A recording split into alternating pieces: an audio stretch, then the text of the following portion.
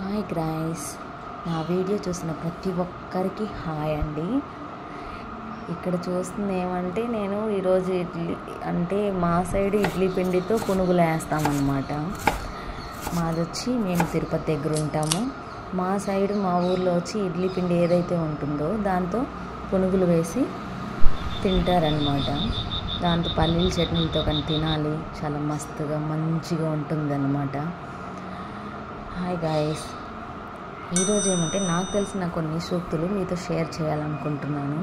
కానీ నేను చెప్పేదాంతో మీకు ఏది నచ్చిందో కామెంట్ చేయండి. నా లక్ అనేది వీక్ కాదు, టైమింగు తప్పనమాట. కాఫీ ఉండాలి కానీ ఫోన్ సైలెంట్లో ఉండాలి కానీ లైఫ్ అనేది సెటిల్ అయిపోతుంది.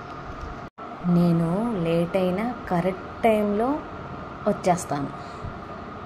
స్మైల్ పెట్టుకోరా బాబోయ్, ఓల్డ్ని కన్ఫ్యూషన్ చేస్తారా? ఇంకా నువ్వు ఓడిపోయావని కాదు, వాళ్ళకి నువ్వు టైం పాస్ అంట.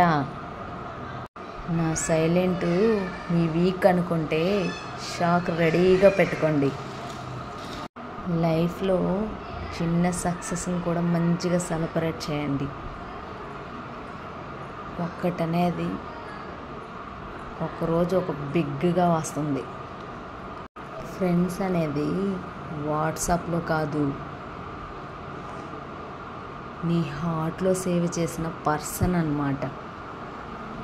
కొన్ని మెమరీస్ డిలీట్ చేయలేము, ఎందుకంటే అవి మనల్ని మర్చిపోలేవు.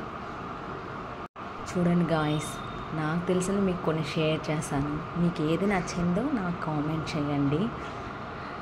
ఇలా నేను చేసిన విధంగా మీరు కానీ మీ ఇంట్లో పొంగనాలు ప్లస్ చట్నీతో తిని చూడండి, మంచిగా ఉంటుంది.